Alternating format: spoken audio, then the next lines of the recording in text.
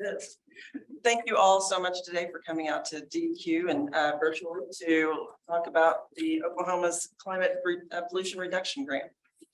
We have a lot of opportunities associated with this grant, and so we're going to go into a bunch of different areas. But first, let's talk about what we got here in our room. Virtually, Kendall Stegman, our air quality director, is available via Zoom. And then there's also Beverly Botchel Smith, who is the assistant division director for air quality. She'll be, what do you want to speak now, Beverly, real quick? Well, I'm not going to go to the microphone for this, but I do want to echo you're welcome. And we're really glad everyone is here. I did want to recognize our DEQ staff. I'm not going to go over everyone's name, but we've had a lot of really good staff working on this grant application. Folks that are going to be working on projects and as they're identified. And it really just crosses several sections in air quality. We'll have people from emissions inventory, from monitoring, climate enforcement, rules, and even our QA section, because they'll have to develop plots for us to gather some of this data. So we're just really excited about the opportunity. We're looking forward to hear from all of you and for getting, to get started and looking into some of the projects for the future. So, Angela. All right, thank you, Beverly. I also wanted to recognize Victoria Tran with the Office of Secretary of Environment and Energy here today. Thank you, Victoria, for coming. So everybody here has worked with air quality in some capacity, I'm sure, over the years. And what we have in front of us today is a great opportunity to plan for the future. So EPA has provided $3 million to the state of Oklahoma, or DEQ, to look at a long-term 4-year planning process for how we can improve Oklahoma's air quality, workforce concerns across a variety of issues that we're looking at. So it was funded through the IRA, as many of these energy-driven projects are. They're providing billions of dollars for this clean energy economy, which is really the base of what the IRA is for, is that clean energy economy transition. So we're looking at many things, and we're looking for input that is so valuable from industry, from communities, from organizations, state, local, everybody. So I'm going to say that over and over, that we want your input, questions, comments, anything that can help us develop a plan that's right for Oklahoma. So most of the states across the country did apply and receive these funds. We are also looking at doing some regional approach with some states surrounding us. So we're hopeful that that could become part of the plan also. So next slide. So what are greenhouse gases and why do we care? I'm not going to go into all the issues with greenhouse gases. They're good for us and living on this planet. Too much of good things sometimes could be a challenge. So we're going to research those. We're going to do some studies. We're looking for input again regarding issues related to greenhouse gases. And we'll talk a little bit about what we're looking at doing internally, and then what we'd like to hear from folks outside too. Okay, let's talk about what EPA says before we get into the Oklahoma plan. So these are EPA's objectives and goals for their climate pollution reduction grant. Now, we applied for this grant back in April. We received funding in June. And so since then, we've been meeting about all sorts of different topics. It's a bit like herding cats, I would say, in terms of trying to get a handle on all the different opportunities out there. So EPA's objectives include supporting the creation of good jobs. Workforce is an important part of this plan. So far, we've been working with universities. We've been talking to Metro Techs. We've been really trying to figure out what that looks like from the state perspective and how we can work through those issues to better that our workforce. I think pretty much you could look at any newspaper today and you're going to see workforce is a headline. So it's also to empower communities.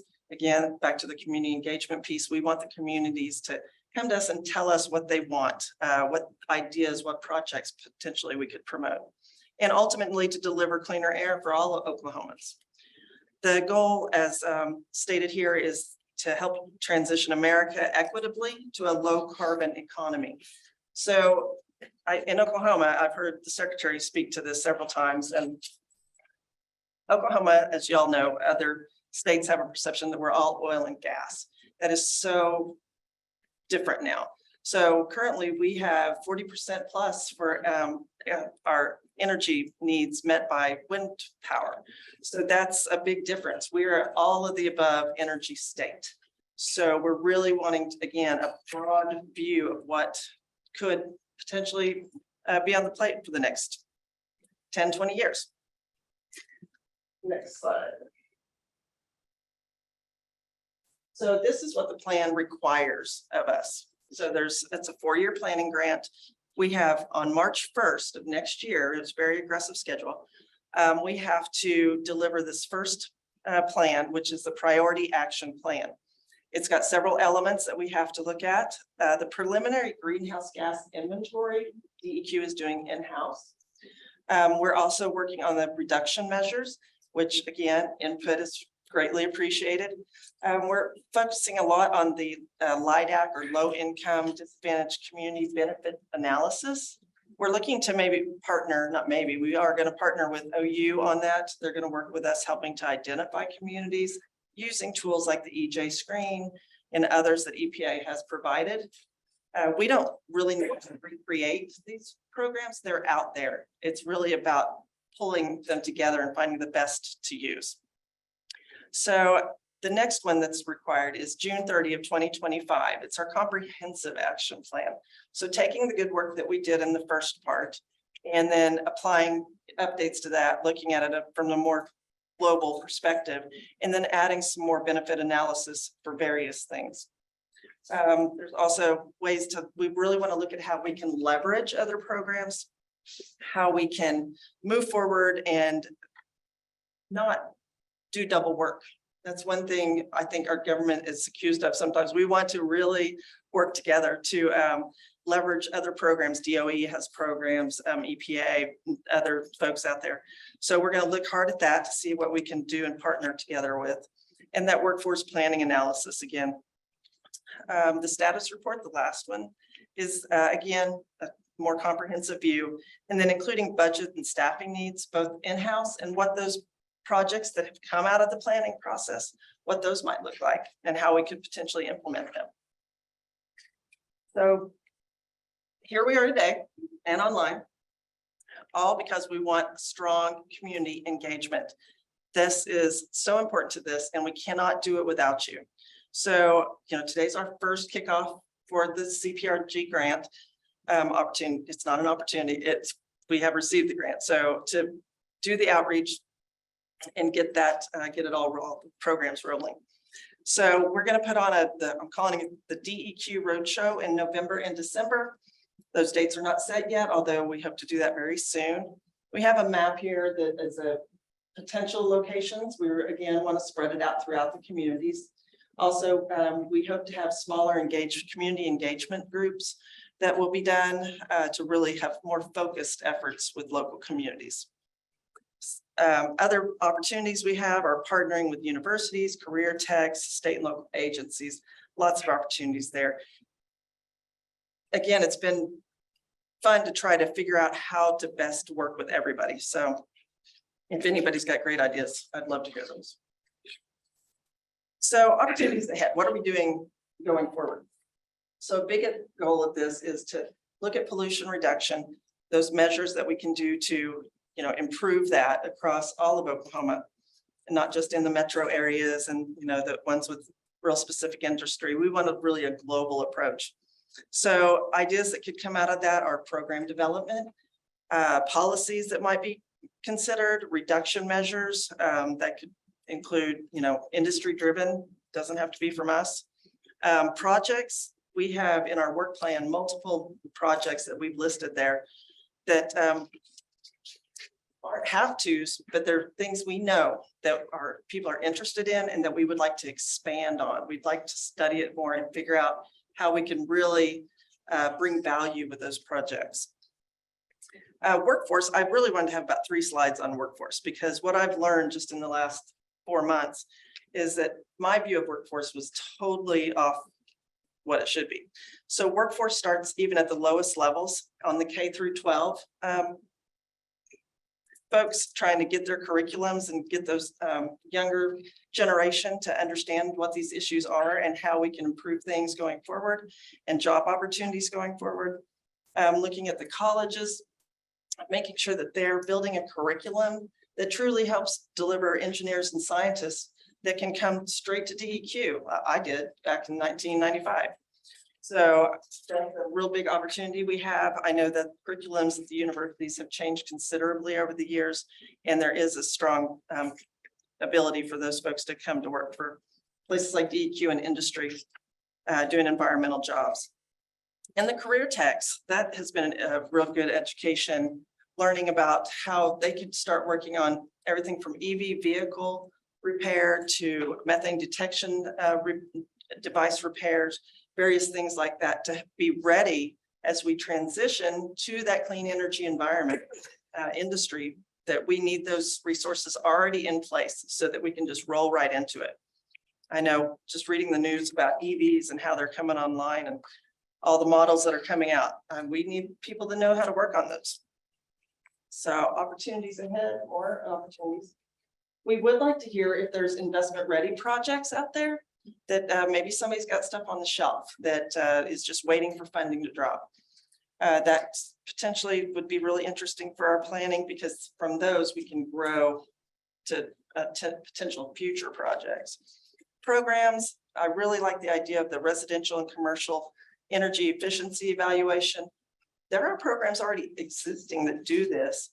I think the hard part is getting that information out to the communities that can really use that, and then remedy the solution by coming up with programs that fund that new windows or extra insulation, things like that. That's a real return on investment for the people in rural Oklahoma, and it's money in their pockets due to energy savings for them.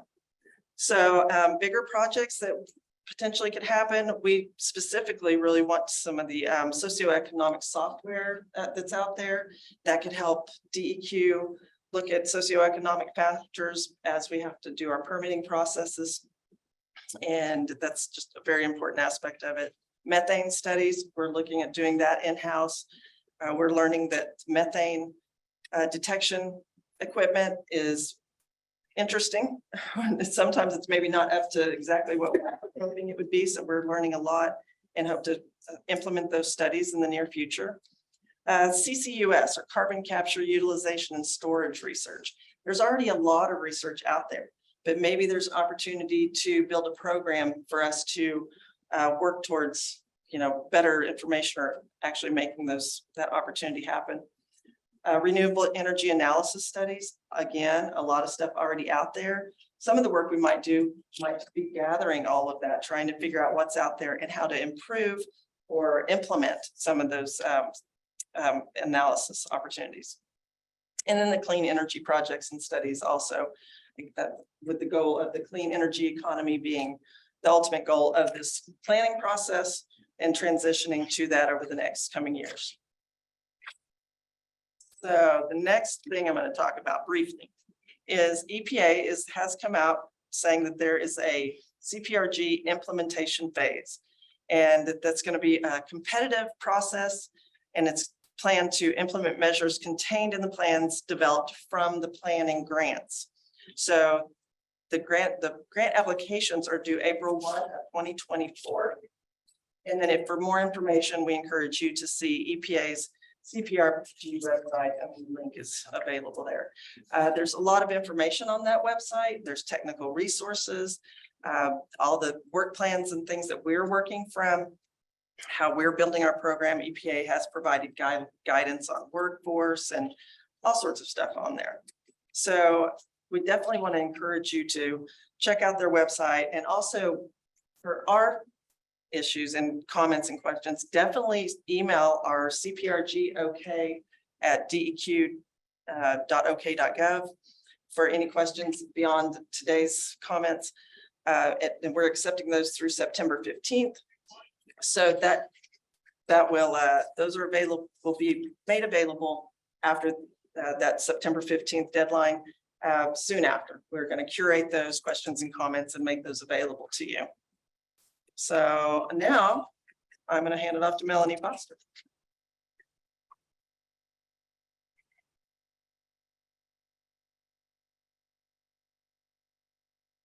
Good afternoon. I'm Melanie Foster, Rules and Planning Section Manager in the Informational Division.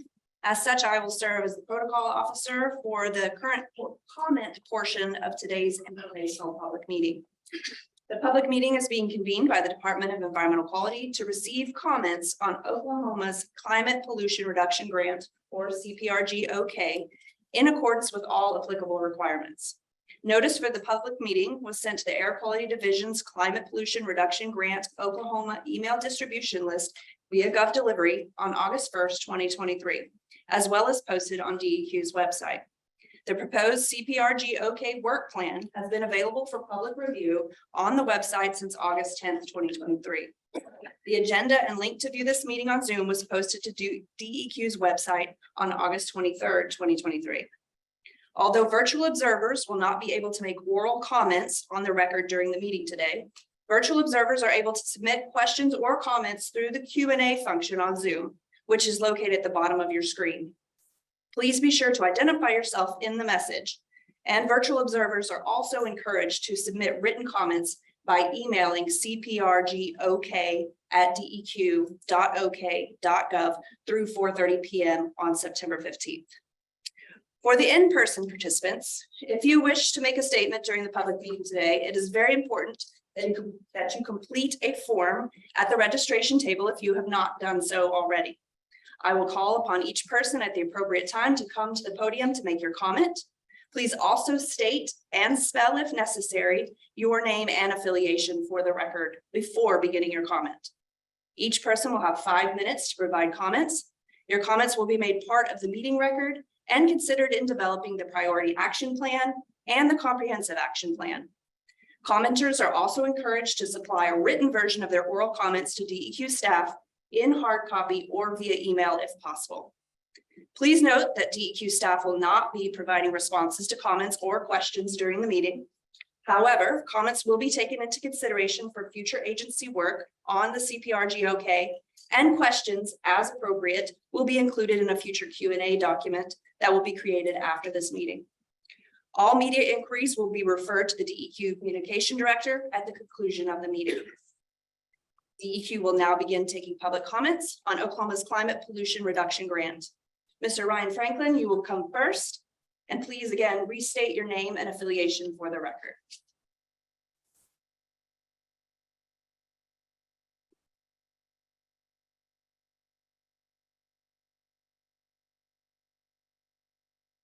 My name is Ryan Franklin with GAS Inc. That's Great Plains Analytical Services.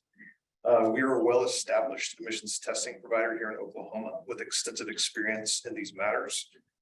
We would be interested in partnering in a pilot program to demonstrate the efficacy of any solution to be considered, specifically in the areas of measurement, analysis, and technology solutions. Thank you, Mr. Franklin. I'll now call Bud Ground. Please come to the podium.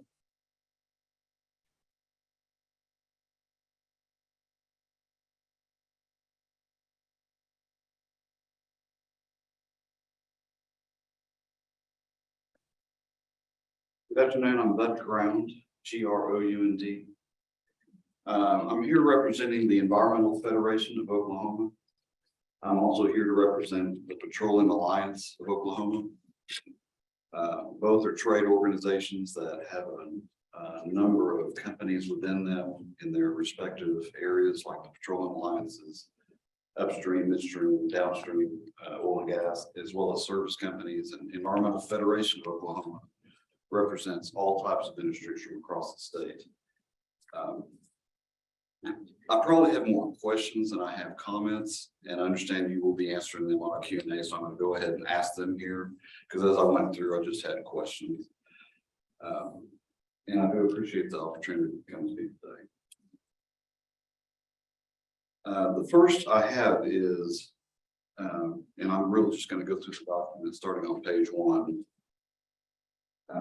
And at the bottom, it talks about studies to better characterize methane emissions, which for Mr. Franklin said he wanted to do some work on that. The goal is to refine emission factors, which we think is a very good idea, because we believe that the emission factors for a lot of the oil and gas industry and other industries possibly are too generic to be applicable to Oklahoma. And we think an Oklahoma specific emission factor that could be used would be very, very helpful to the industry.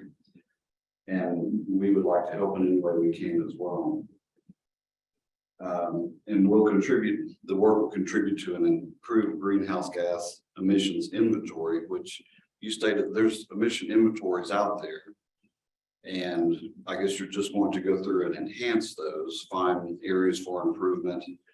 And there's other areas to mention it, but I'm gonna mention it here is I know that there's funding also through INCOG and ACOG, and I saw people here representing them, they'll probably speak, but we really want to make sure that this is a coordinated effort, which you describe it here as it being a coordinated effort, but we want to make sure that your monies are utilized the best that they can to come up with the best product, which we believe it will.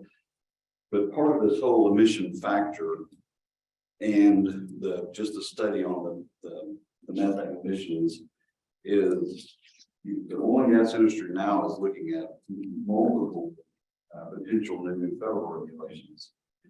And one of them is the Quado and specifically the BNC, which we believe that you'll have a lot of input or impact on. And we would like to see this somehow go into where it could be advantageous for the industry and for the DEQ to meet this Quado B and C requirement, and also the subpart W, which is going to be onerous on the industry. And I know you're going to look at potential reduction technologies, which is what we're going to need. So again, it's going to take some industry input, but we hope that really goes and looks specifically at some of these federal regs and how they're going to impact the industry and how this can be used to even help on compliance planning for the industry. I believe one thing that we did comment on prior to, or I maybe just questioned, was the use of this on some of the abandoned wells. I don't know if that would be because part of that is actually emission factors from the abandoned well inventory. I'm not sure exactly how it could be used, but if it could be used to come up with a better state emission factor for the number of abandoned wells we have. And maybe that is just an accumulation of data that possibly the Corporation of Michigan will be getting from those that do the well testing and putting that into a format where it could be used as a better emission factor. So that's page 1. Going on to page 2. And I understand that since you are working with partners, not just ACOG and others, but you said you're going to gather data and monitor air quality throughout the state, which is something you do every day currently. Now, I didn't know, I guess I was going to question if you're going to add more monitors to specifically address the greenhouse gas emissions and where those might be and how they might be used. And that was just a question. And then on down, talk about the disadvantaged communities and the use of the EPA's EJ screen.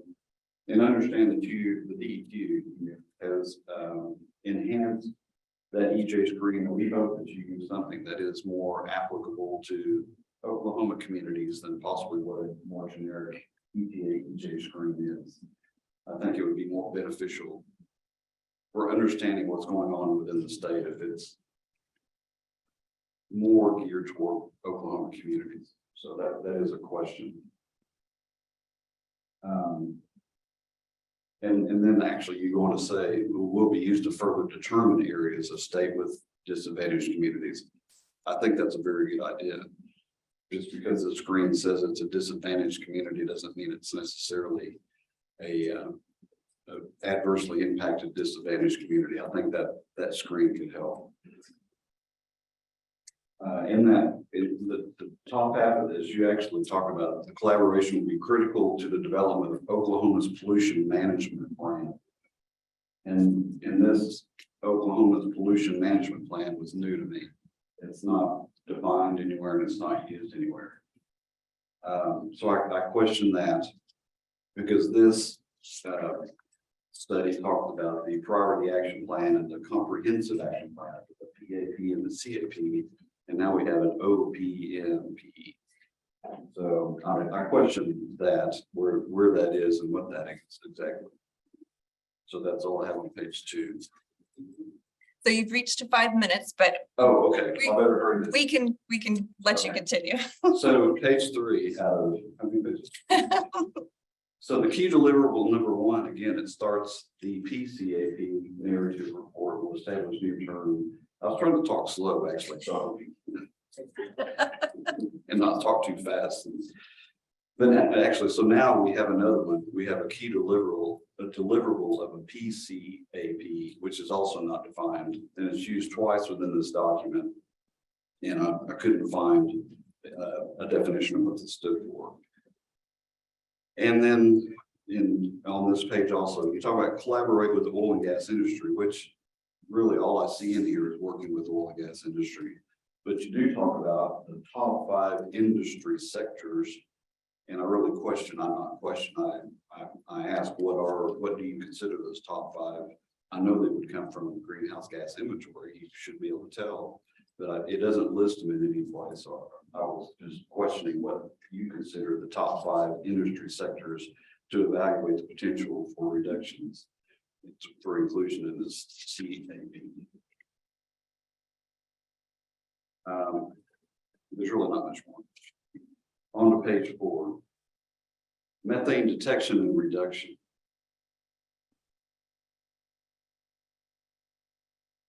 So again, you partner with the oil and gas industry, and you talk about the use of the OGI, the oil and gas imaging.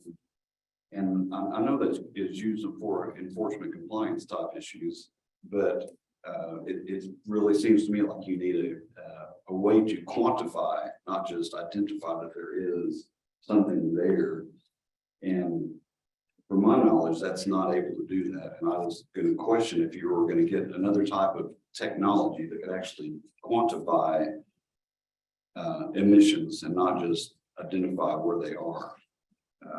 Because to me, that's very important to be part of the study. It's got to be quantified. Okay, page 5, one area is renewable energy analysis. The second bullet point, evaluation of cost and benefits of electrification of natural gas compression. So it's very common now to electrify instead of using natural gas engines. But it says there though to relieve demand on electrical transmission system or transmission lines. That is actually going to be the opposite. You will end up reducing greenhouse gas emissions from the gas engine, but it will add more of a burden on your electrical transmission lines. There'll be more load on the lines. I'm not saying that's bad. I'm just saying it's not accurate.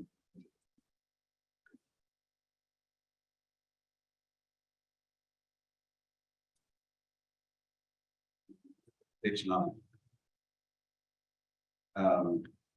Benefit analysis of full geographic scope and population. Here you talk again about the use of benefit analysis on regional considerations. I would just want to point out that you saw talking about community benefits and disbenefits. I think it's very important that you actually look at the whole impact on a community. I don't think everything is a disbenefit. I think some things will be a benefit. Maybe I said that the opposite. But I'm glad that you pointed out that you were looking at the total impact on communities. And you did talk quite a bit about workforce planning, but I hope you're not going to add a whole division to do workforce analysis. I think that's done by other people in the state. So I hope that's another, again, a combined analysis of that work. .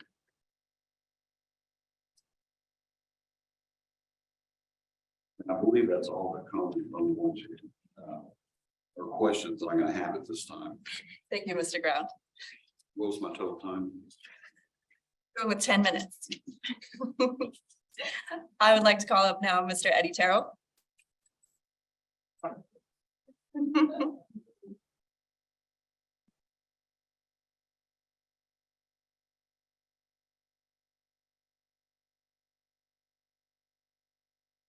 Good afternoon. My name is Eddie Terrell, and I'm board member with the Oklahoma Sustainability Network. On behalf of the organization, I would like to offer our support for this project with a couple of minor suggestions. Climate change and the effects we are seeing both in Oklahoma and around the world is one of the most pressing issues of our time. As with air pollutants, climate change has a disproportionate impact on low-income and disadvantaged communities. While I know the agency's policy has been to utilize resources that will benefit the most population with the greatest efficiency possible, I hope extra consideration will be given to disadvantaged communities when implementing future climate change pollution reduction policies. In addition, the effects climate change will have and is currently having on weather has been known for a long time. Hopefully this summer will be a blip and will be revert back to a quote normal unquote summer next year. But I fear that it's not likely to be the case. And even if we do, summers like this will likely become much worse and will most certainly become the norm. For that reason, if possible, I hope you will consider moving up the timelines for completing this work. The agency should be ready in the event public sentiment changes dramatically due to an unexpected catastrophic weather event impacting either Oklahoma or somewhere else in the United States. That concludes my comments. Thanks. Thank you, Mr. Terrell. I'll call up now Mr. Brian McCown.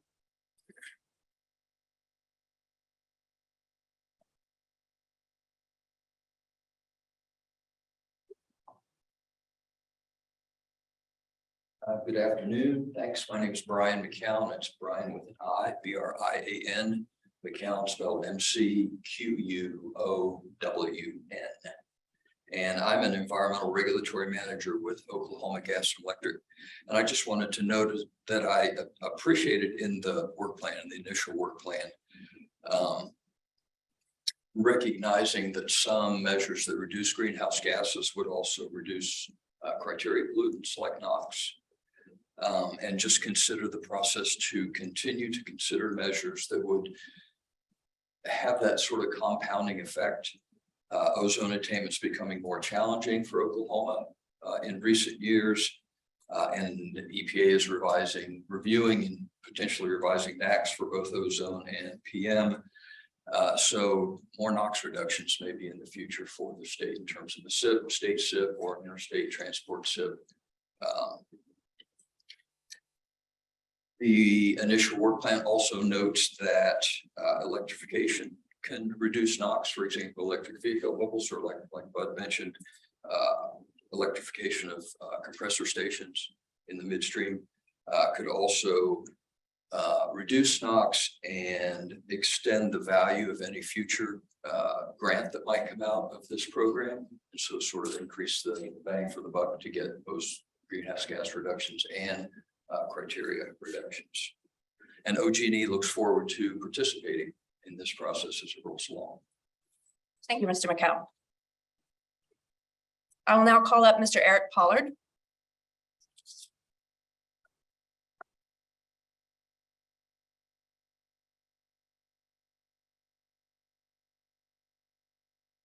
Good afternoon, Eric Pollard, Association of Central Oklahoma Governments, Air Quality and Clean Cities Manager.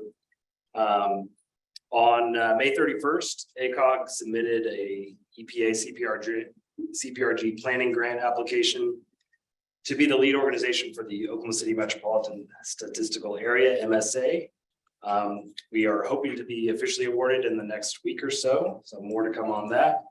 But I appreciate Bud and others teeing us up on the fact that we really look to lean on our partnership with DEQ, Indian Nations Council of Governments, INCOG, that's on here virtually today. And our goal is to establish strong plans to put our region and the state forward, especially when it comes to the implementation grant dollars that are coming, making sure that our communities are taking advantage of those funds as they come out. One of our goals with the work of this plan is to consider a very wide range of greenhouse gas inventory items and emission reduction measures for inclusion in the PCAP and the CCAP.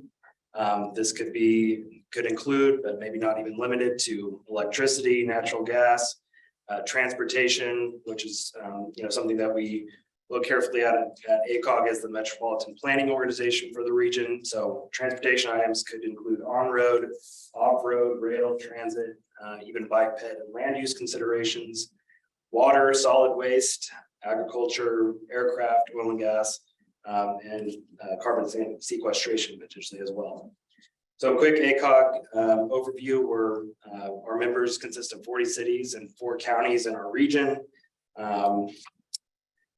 As I mentioned, we are the MPO for the region, so we have a long history when it comes to transportation planning, impacts on healthier lives, public health, and environmental impact. So ACOG was the 3rd regional organization in the country to release a cost of non-attainment study, looking at the potential impacts, economic impacts of a non-attainment designation by the EPA when it comes to ozone. That study identified between $9 and $15 billion in cost to our economy if that were to be the case over the next 20 years. And I don't know, some people follow this closely in the room, but we are in violation of that standard as of this ozone season, and we had hit our critical value for at least one of our monitors. So that risk has greatly increased just this season. Just a quick couple areas where we work closely with DEQ. We've long had an ozone alert day program and work closely with DEQ on that and other partners to protect public health and encourage clean air action. We have participated as long as we have been able to in the involuntary programs with the EPA, one of which is called the EPA Advanced Program that we work with DEQ to submit on an annual basis that really attempts to outline comprehensively all the things that we're doing in our region voluntarily to reduce emissions. So we appreciate DEQ's partnership on that. We're also working on a regional air quality plan. We've brought on Reagan Smith, a local consulting firm, and MHT Consulting to help us on that plan. That plan specifically looking at NOx, VOC, and PM, which has been mentioned is a kind of co-benefit when looking at what we'll be looking at CPRG.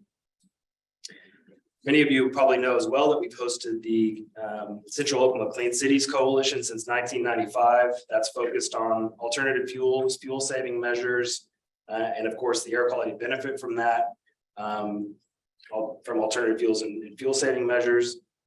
We're #1 in the country per capita when it comes to compressed natural gas fueling stations, and number 2, 3, 4, depending on what you're looking at, and fast charging stations per capita. So Oklahoma truly is a leader when it comes to clean transportation. Many of you I know have been following the Halo Hydrogen Hub application that the state submitted with Arkansas, Louisiana, and we fully anticipate that will be awarded, and we look forward to the potential of hydrogen to play in clean transportation strategies within CPRG as well. I think just a couple more things. So ACOG has a comprehensive economic development strategy. One of the things that we've included in that strategy is a focus on a resilient economy, and specifically when it relates to weather-related disruption, whether it's flooding, extreme heat, et cetera, and the ways which our region can look at resiliency standards across our jurisdictions and partnerships to be better prepared for extreme weather that it will be exacerbated with climate change. We've also, workforce has been mentioned last year, actually in April of 2022, we released a new energy workforce industry plan funded by the Oklahoma Department of Commerce. We were really looking at new potential industries for Central Oklahoma to take advantage of, including electric vehicle, battery, and renewable energy manufacturing, but also ways in which we can stabilize heavily impacted legacy energy sectors as well. Many of you probably are aware of Spears New Technologies, a local Oklahoma City company that has really been a leader when it comes to electric vehicle battery remanufacturing, repurposing, recycling, et cetera, looking at life cycle of batteries. So building off of essentially looking at building a cluster of clean energy manufacturing and jobs in central Oklahoma and across the state. One of our members, City of Oklahoma City, is in the room today.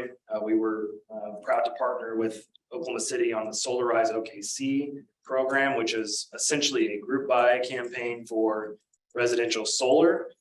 I know we're working closely with state partners on looking at the Solar for All funding opportunity as well that's coming from EPA as well. So just to reiterate, we as the OKC MSA lead organization, our goal is to work closely with DEQ, just like we always have in our partners up in Tulsa at NCOG as well, to come up with these goals and strategies. And we'll be releasing our plan soon for ways that we're going to get public input from our stakeholders. So thank you so much. Thank you, Mr. Pollard. I will now call up Ms. Sarah Terry Cobo.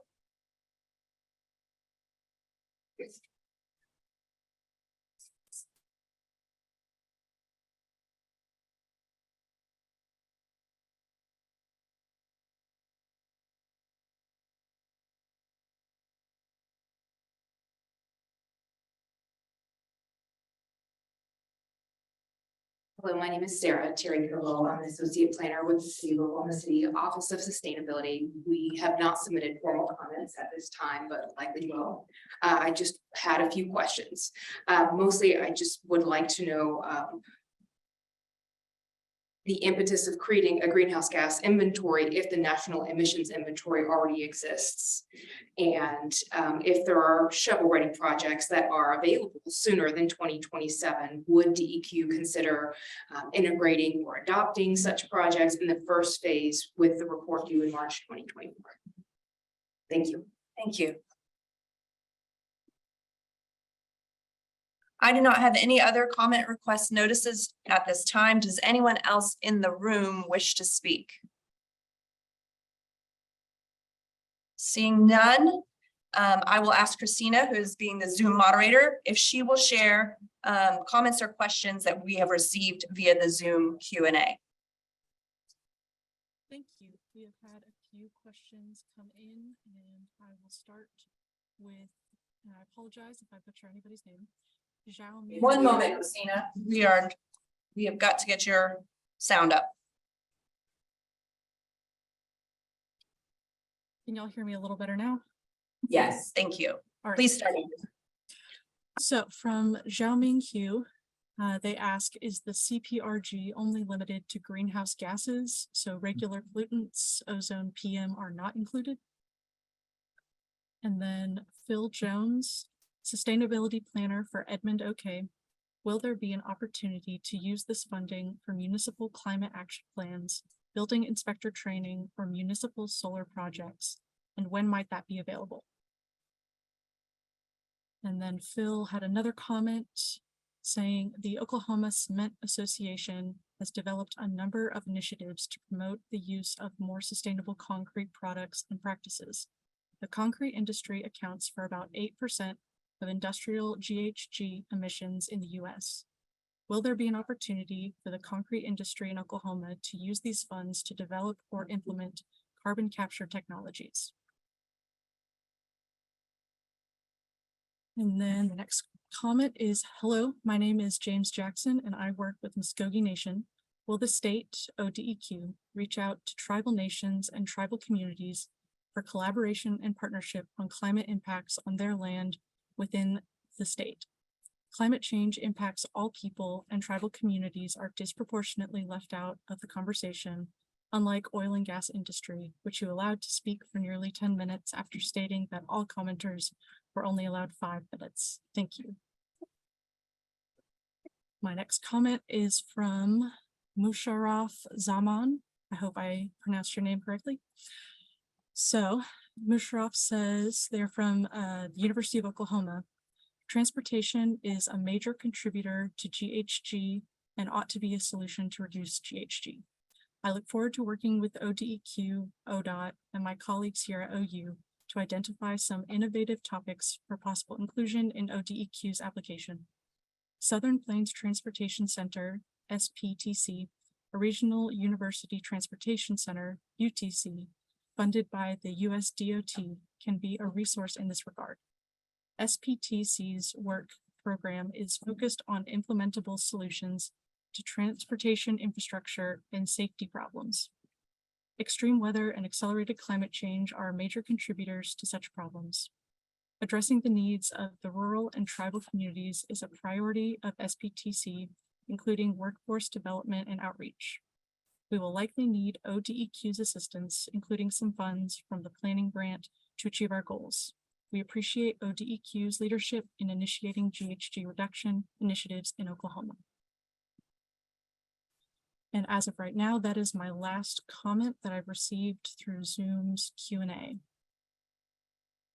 Since we've received no further requests to comment and no further comments at Zoom, we're going to recess for 15 minutes or until we receive a request to comment from the public. It is now 1:46. We will resume at 2:01. Unless we get a comment. I'd remind everyone you're still being recorded on Zoom, so any side conversations you may want to take outside.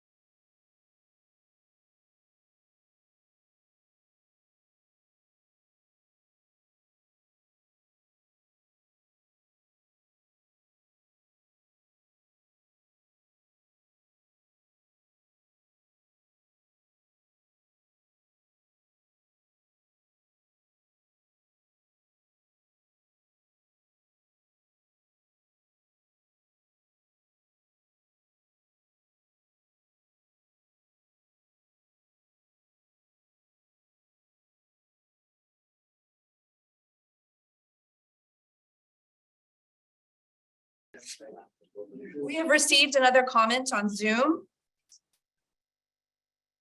Christina, if you would like to read the comment into the record. Thank you. Can y'all hear me all right? Yes. Okay. All right, so we have A comment from Teresa Kerrigan saying, "My name is Teresa Kerrigan with the Sustainability Alliance. The Sustainability Alliance's scorecard program has been helping organizations of all sizes track and improve their sustainability metrics for 8 years. Scorecard is investment ready. Scorecard metrics and resources include carbon footprinting, scopes 1, 2, and 3, GHG emissions, carbon reductions, renewable energy purchases, purchasing policies, employee mileages, preferred parking for EV and LEV, work-related travel alternatives, and efficient fleets." And then there's another comment from the same person, Teresa Kerrigan, asking, "Would ODEQ be able to invest in access to community resources like these for community businesses and orgs as part of the CPRGOK?" Thank you, Christina. I'll once again ask if there's anyone in the room that wishes to speak at this time. Seeing none, we will resume recess for another 10 minutes. Or until a comment.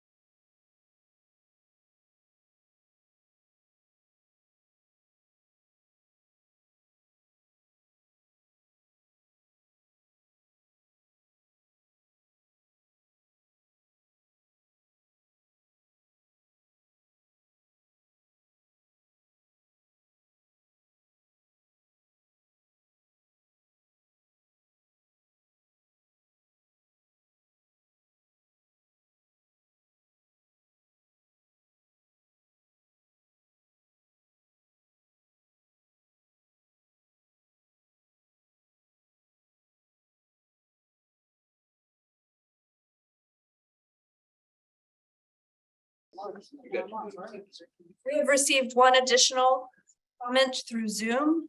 Christina? Yes, so this one comment is from Donnie Nero. And it goes, as the urban low-income communities are being considered for improved health incentives and decreases in energy cost, please apply the same standards and opportunities to the underprivileged rural communities. Also, being a director of the Oklahoma Association of Conservation Districts, I believe it is imperative to enlist input from the Oklahoma Conservation Commission, which focuses on soil management, conservation, erosions, flood prevention, and watersheds protection. And this is my last comment I've received on Zoom. Thank you, Christina. I will again ask one more time. Is there anyone in the room that wishes to make a formal comment? If not, that is all the comments and questions we have received. We would like to remind all participants that you have until 4:30 p.m. on Friday, September 15th to submit written comments to the email address cprgok@deq.ok.gov. We will now conclude the public comments. Oh, Christina, you have another? Yes, one more just came in, so I will read it real quick. Please. So from Carrie Leslie with the University of Oklahoma. Emission reductions are essential to improve overall health for families and residents in our state. Poor air quality causes respiratory illnesses as well as worsens cardiovascular disease and causes lung cancer. Working to reduce toxic air emissions is critical to protect children, older populations, and pre-existing vulnerable communities who are disproportionately exposed to worse air quality, as well as everyone in our state. Partnering with health agencies and research institutes to measure these impacts would be beneficial as well. Thank you, Christina. So again, if any additional comments from the Zoom community or anyone here in the public, please email those to cprgok@deq.ok.gov. We will conclude the public comments portion of the meeting now, and I will turn it back over to Angela Hughes for closing remarks. Thank you again for everybody that came out today and virtually also. We do have a QR code. Please scan that so that you can get updates regarding the, as we move forward with the CPRGOK process. And just look forward to all the input we get and send us those emails, please. And hopefully we'll see you at a road show down the road too. Thanks again.